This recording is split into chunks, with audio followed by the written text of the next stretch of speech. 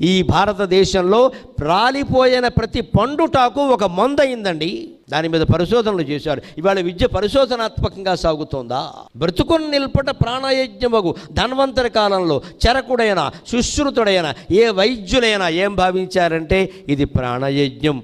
బతుకుని నిలబడుతున్నాం. మనం కోట్లు సంపాదించడానికి కాదు డాక్టర్ అవ్వలసింది, ప్రజల ప్రాణాలు నిలబెట్టడానికి.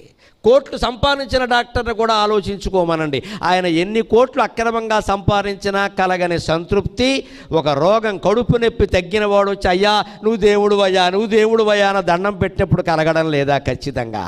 అంత ఆనందం ఇంకెప్పుడైనా కలుగుతుందా? అంటే మనం సంపాదించిన కోట్ల కంటే ఈ పేదవాడి కళ్ళల్లో బాష్పం చాలా గొప్పదని అర్థమైంది కదా. అప్పుడు అలా భావించారు. రోగుల సంతృప్తి, విద్యార్థుల సంతృప్తి ఇది ముఖ్యం అనుకున్నారు. ఇప్పుడు ఆ ధోరణి పోయింది. వాళ్ళు ఏమనుకుంటే నాకే నా డబ్బులు నాకు వచ్చే